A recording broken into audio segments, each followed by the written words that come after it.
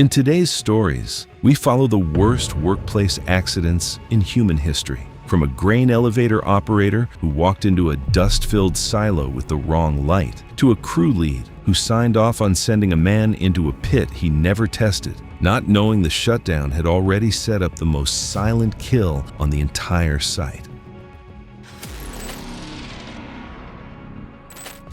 It was October 2016 in Hutchinson, Kansas. The town sat in the middle of wheat country, flat in every direction, the kind of place where the grain elevators were the tallest structures on the horizon, and the cooperative at the west end of the highway had been running harvests since before most of its current workers were born.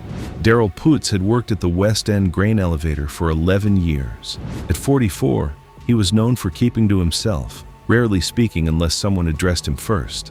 He usually ate lunch alone in his truck and had built a reputation as the one operator on the floor who knew the equipment better than anyone else. That reputation had kept him through 2 ownership changes and a full conveyor overhaul.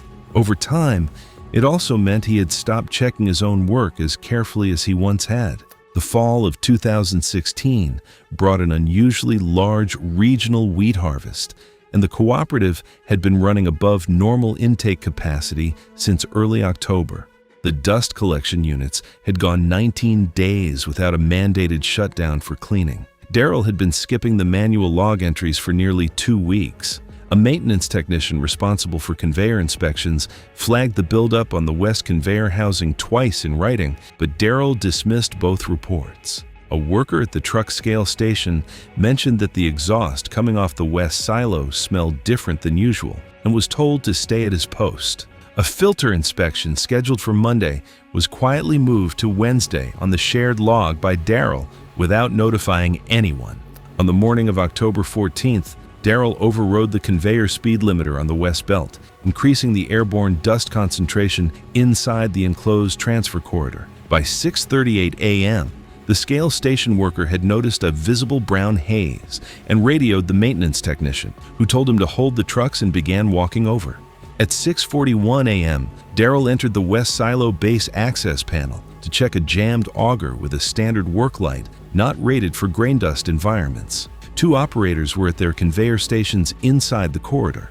Additional workers had been performing routine maintenance checks inside 2 connected transfer tunnels running off the main corridor. The maintenance technician was 200 feet out. The scale station worker was at the scale booth. 3 truck drivers were idling in the intake queue with a direct sight line to the complex. At 6:44 a.m., Daryl forced open the auger housing plate.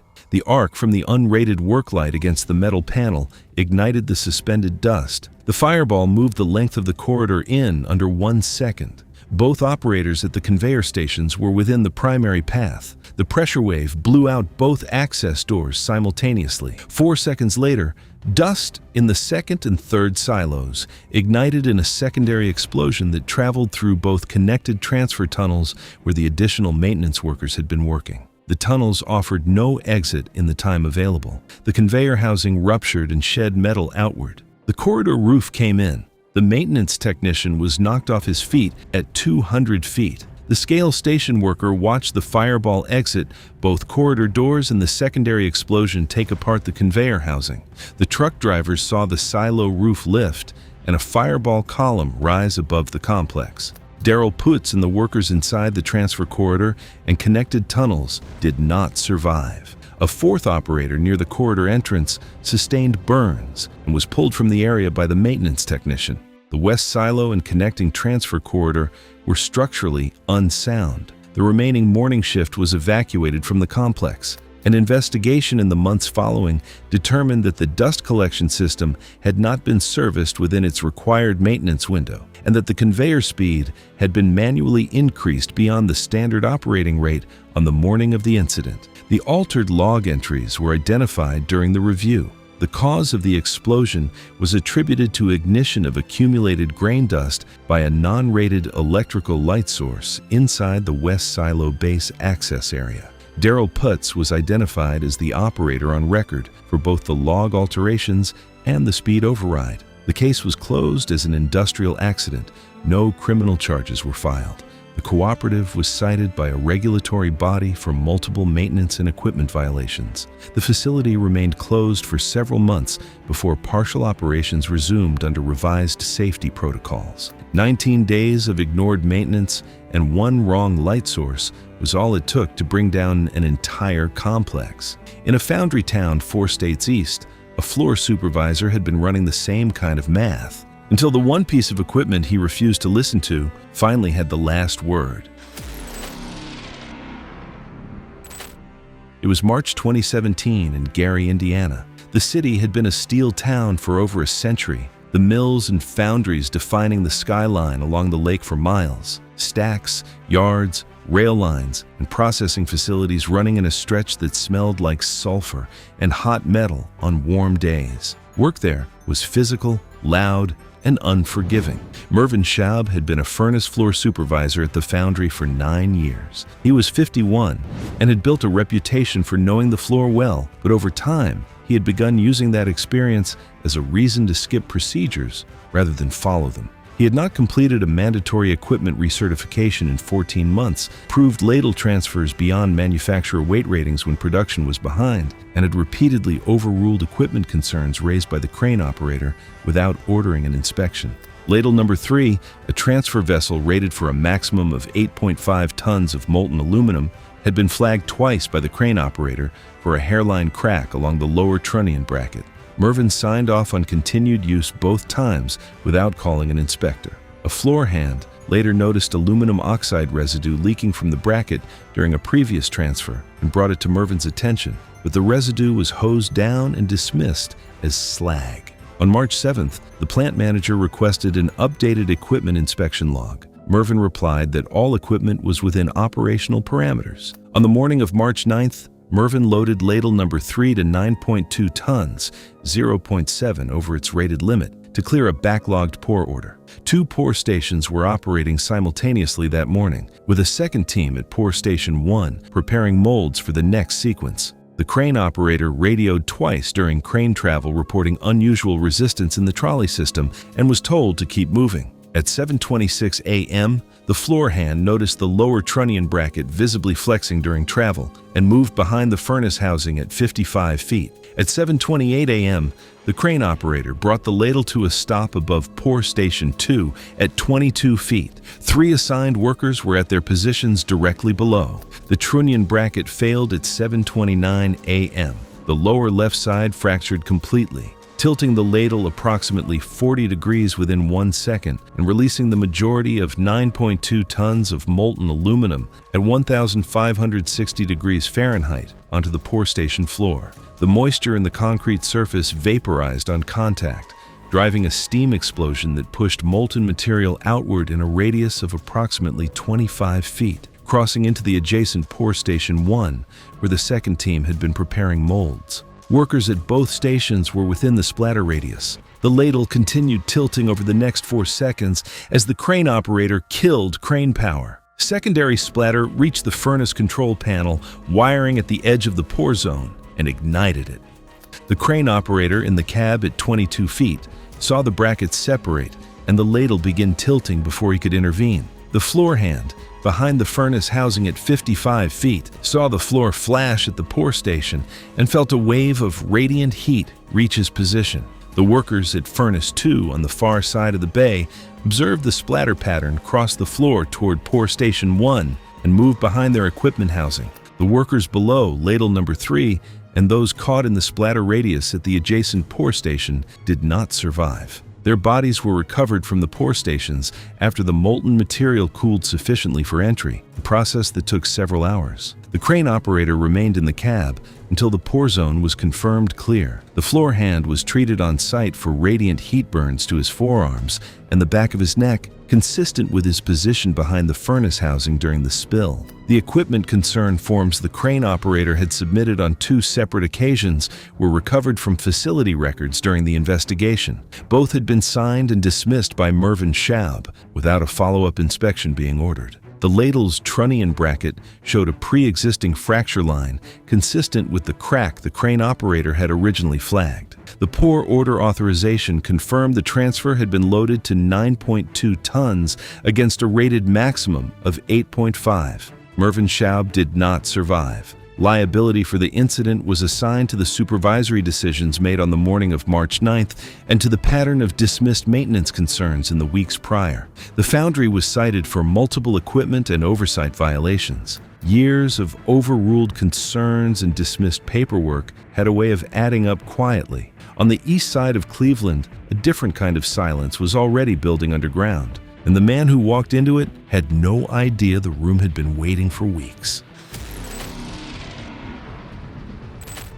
It was November 2015 in Cleveland, Ohio, a Rust Belt city on the southern edge of Lake Erie, where water treatment plants, rail yards, and utility infrastructure stretched across the east side. Much of the work that kept the system running happened underground, out of sight, and often alone. Gus Tollefree had been a maintenance technician at a municipal water treatment facility on the city's east side for 6 years. He was 39, avoidant in the way that made him easy to overlook, the kind of person who agreed with whatever his supervisor said to sidestep friction and rarely asked questions even when he should have. He signed forms without reading them, skipped steps he found cumbersome, and had developed a habit of entering below-grade chambers alone, despite the facility's mandatory 2-person entry rule. Nobody had written him up for it. The facility had a below-grade maintenance chamber adjacent to a primary settling tank, 18 feet underground, accessible only through a single 24-inch entry hatch and a fixed vertical ladder.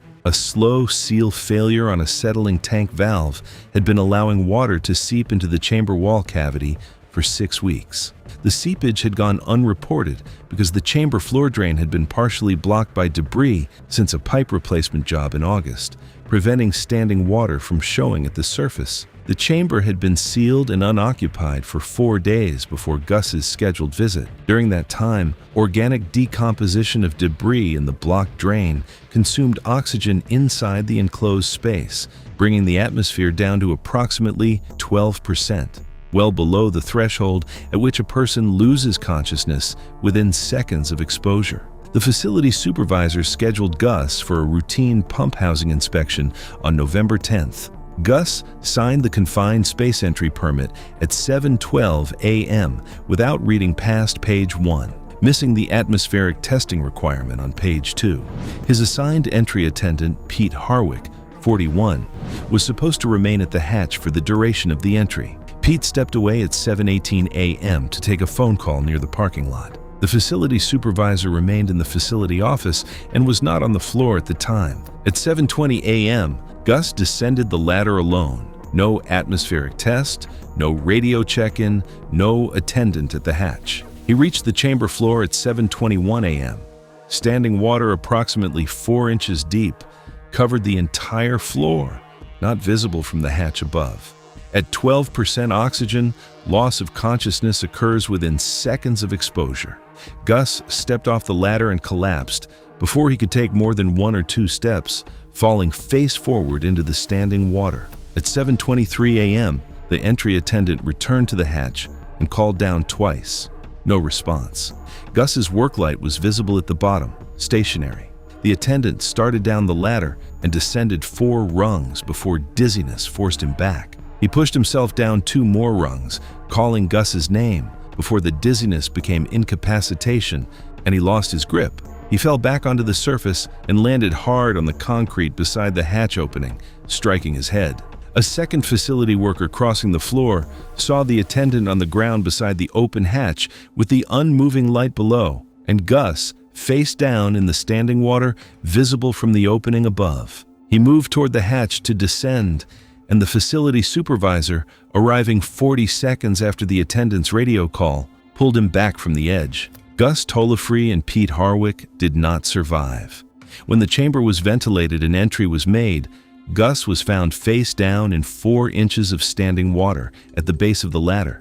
Pete Harwick was found on the surface beside the hatch, his injuries consistent with the fall and with brief exposure to the oxygen-deficient atmosphere during his descent. The work light was still on beside Gus. Atmospheric testing conducted after ventilation confirmed the chamber oxygen level had been at approximately 12% at floor level.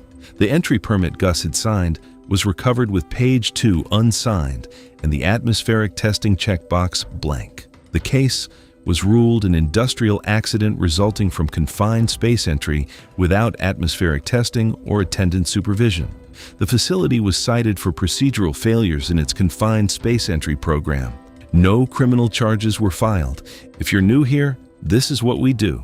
If you've been around, you know the next one hits harder. Either way, subscribe. The next story is already waiting. It was February 2018 in Cushing, Oklahoma, a flat and windswept town at the center of one of the country's busiest pipeline networks. Crude oil infrastructure stretched in every direction, and radiographic weld inspection was a routine part of the work carried out along the outdoor pipeline corridors. Lauren Diebach had been a senior radiography technician for over 2 decades.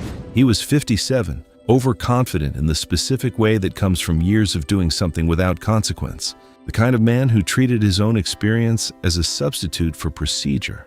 He stored the Iridium 192 exposure device in an unlocked trailer cabinet instead of its certified shielded container, skipped source security checks at the end of shift, and had submitted inaccurate radiation monitoring badge logs more than once. His crew was small, a junior technician and a site safety monitor. The Iridium 192 source had an activity level of 100 curies, within legal limits for industrial radiographic work, but capable of causing acute radiation syndrome with unshielded exposure measured in minutes at close range. When fully retracted, the source sat inside a shielded chamber within the device. When the drive cable was extended, it moved outside that chamber and became active. A mechanical cable position indicator on the unit showed whether the source was seated, and it was known to stick in cold weather.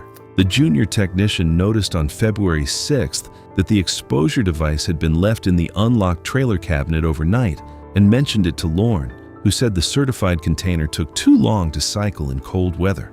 On February 9th, the site safety monitor flagged inaccurate badge log entries to the safety office. Lauren resubmitted corrected-looking figures without explanation.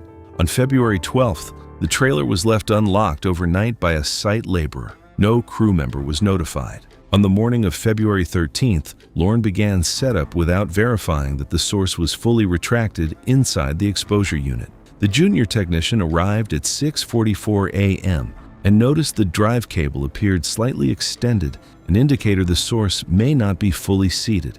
Lauren told him the indicator stuck in cold weather and instructed him to set up the shielding barriers. The site safety monitor arrived at 6:55 a.m. and positioned the boundary markers 150 feet from the work area. At 7:02 a.m., Lauren handed the device to the junior technician to carry to the first weld inspection point. Neither was wearing a dosimeter badge. The junior technician carried the device at his side approximately 8 inches from his right hip for the 200-foot walk to the weld point, with Lauren following 6 feet behind. The walk took approximately 4 minutes. At the weld point, Lauren took the device and spent 3 minutes connecting it to the guide tube with bare hands, fingers within 4 to 6 inches of the partially unretracted source. The junior technician stood at 3 feet during the process. The site safety monitor remained at the boundary marker throughout. No symptoms were felt by either man. Both completed a full 8-hour shift. The exposure was invisible, silent, and caused no physical sensation detectable to anyone on site. 4 days after February 13th, the junior technician reported nausea and noticed redness developing along his right hip, thigh, and the back of his right hand, the areas closest to the device during the carry. Lauren Diebach reported the same symptoms 2 days later, nausea and reddening across both palms from handling the exposure unit directly. Both were pulled from site work and admitted to a regional medical facility for evaluation.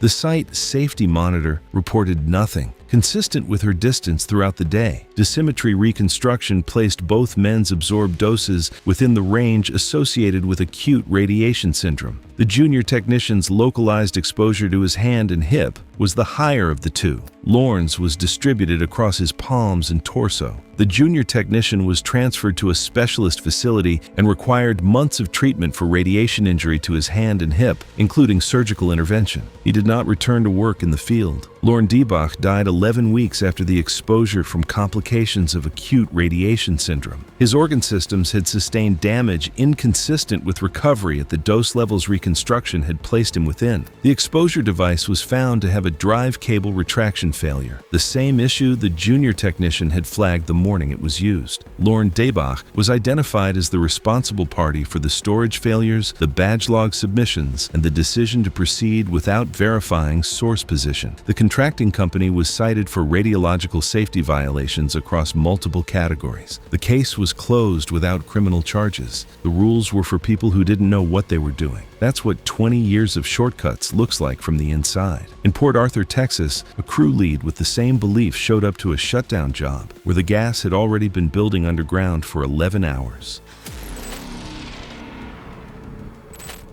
It was August 2017 in Port Arthur, Texas, a Gulf Coast city known for its dense corridor of oil processing facilities, storage tanks, and pipelines along the waterway. Shutdown maintenance windows were common there, and the crews assigned to them were expected to move quickly. The crew lead had worked in refinery maintenance for years and had developed a reputation for rushing shutdown jobs while treating safety procedures as obstacles rather than requirements. Gas monitor calibrations were often skipped, standby positions were reassigned, and isolation permits were sometimes signed before every valve had been confirmed locked out. Over time, the crew had stopped pushing back. The wastewater treatment unit processed sulfur-containing water from the refinery's crude distillation units. During normal operation, settling Pond 3 was continuously agitated by mechanical mixers that prevented hydrogen sulfide from accumulating at the surface. The partial shutdown had stopped agitation to Pond 3 11 hours before the crew lead's crew arrived, and over those 11 hours, hydrogen sulfide accumulated in a ground-level layer above the pond and migrated into the adjacent below-grade valve access pit,